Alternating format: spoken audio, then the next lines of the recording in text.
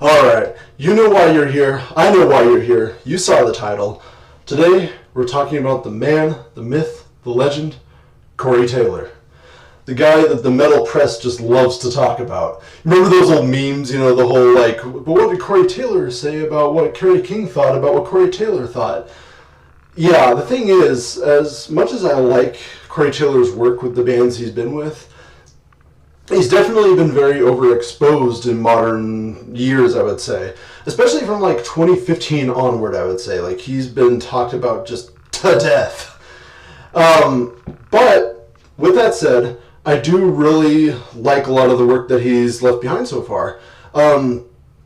Slipknot in particular, they were a band that I wasn't huge on growing up, but upon reevaluation in later years, I really do like a lot of their back catalog. Especially the debut album, Iowa, and All Hope Is Gone.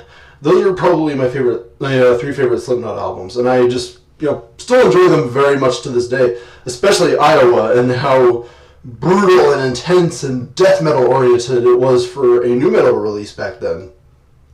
A lot of nu metal was not willing to go to those lengths of extremity, which I know got a lot of backlash from elitist metal fans, oh, they aren't real death metal, this is a shitty, watered-down version of death metal. I don't care. It's extreme, it's fun, and, as fun as it can be for how dark it is, to be honest, but Corey Taylor was a huge part of why that album works so well.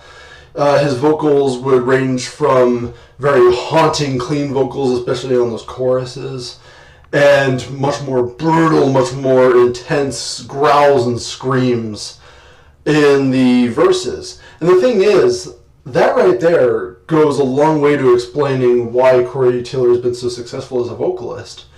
For those who don't know, there's a term in the metal industry, metal world, whatever you want to call it, called the Beauty and the Beast vocals.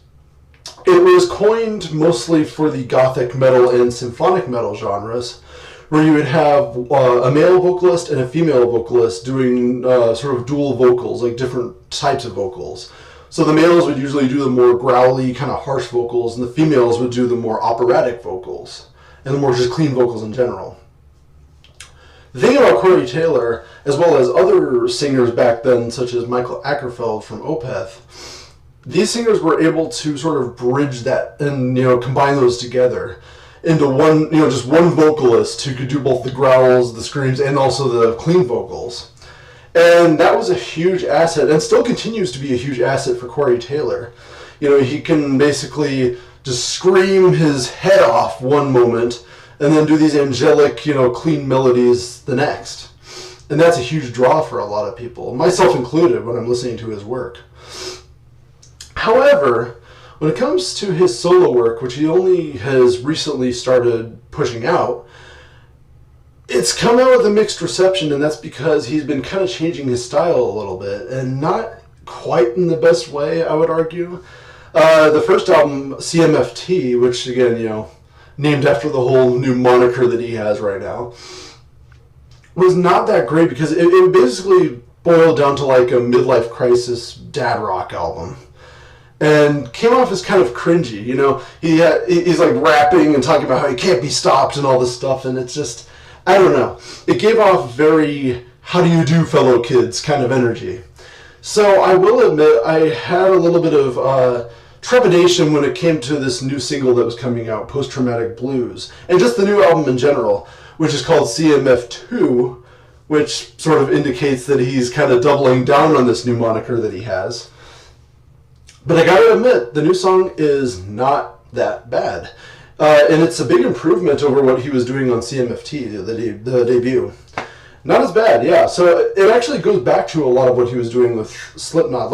Notably the more melodic side of Slipknot, like All Hope Is Gone or The Grey Chapter, where there was more of the, I would say there was more emphasis on the polished, clean vocals, but still a return to those more gruff sounds, those more intense verses. So this song is mostly a combination of heavy, kind of churning verses and more melodic, more clean, more kind of dark and haunting choruses that are in a more alternative metal vein. Which, I mean, hey, that's pretty much Corey Taylor's wheelhouse right there, so that's fine with me. And overall, yeah, like the production is very polished, very powerful, but very polished at the same time. You know, it's meaty and intense at the right spots, but it's also glossy and polished in all the right spots.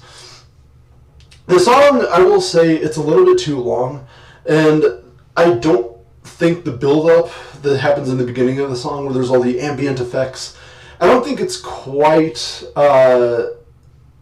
I don't know. I don't think it builds up to much of a great payoff. Because the song is still kind of your standard meat and potatoes heavy metal track. Albeit with some classic metal, like 80s classic metal leanings. Like those new wave of British heavy metal harmonized guitars, you know. The same kind of thing that Avenged Sevenfold loved doing on albums like City of Evil. So you got elements of that in there. But for the most part, it's just kind of like a typical... It's a pretty typical song to expect from Corey Taylor in 2023. Not as intense as the old Slipknot, and to be honest with you, I am so tired of people constantly trying to say, like, oh, this is going to be the next Iowa, this is going to be the heaviest song since Iowa. I think people need to knock that off at this point. It's not going to happen. I don't think we're ever going to get a Corey Taylor or Slipknot project that's going to be heavier than Iowa anymore, or as heavy as Iowa anymore. So I'm fine with a song that kind of bridges the gap a little bit. A song that kind of bridges the more polished side and the heavier side of Corey Taylor. Because I think that's pretty much within his wheelhouse now, and that's pretty much a good comfort zone to have. I'm not saying not to take risks with your music, but judging by what happened with the last album that Corey Taylor did, I think the risk-taking went a little too far and didn't really create very good results artistically. In that case. So, this song, Post-Romantic Blues, it's, again, stylistically, it's a good bridge between the heavy and the polished. Corey Taylor, of course, does his whole alternating between the screamed vocals and the clean vocals, screamed vocals in the verses, clean vocals in the chorus, and it works very nicely. Corey Taylor, you know, even for his age now, because I think he's in his late 40s, early 50s, still got a lot of power in his vocals. Not as much as his early days, of course, but the thing is, like, he can still muster some pretty fantastic vocal chops and still have a lot of power and intensity behind his voice. So I really appreciate that. And he can also still do those clean vocals with a lot of conviction. Still pull out some really nice harmonies that kind of add to the atmosphere of the track and stuff like that. So, yeah, I gotta be honest, this song was pretty good. It wasn't great or anything. I don't think that it was like... it was a big improvement over the debut album, I'll say that, but compared to some of Corey Taylor's greatest artistic heights with older albums by Slipknot and even Stone Sour, I don't think it's quite there yet. I don't think that he's quite there with his solo career yet. But this is a good step in that direction, and in just a better direction overall. So yeah, I'm going to give this song a 3 out of 5. I think a 3 out of 5 is pretty fair. Maybe leaning towards a 3.5, but I'm just going to keep it at a 3. I think it's like a strong 3 out of 5. So yeah, if you like what you heard, please consider liking and subscribing, and I will talk to you later. Bye.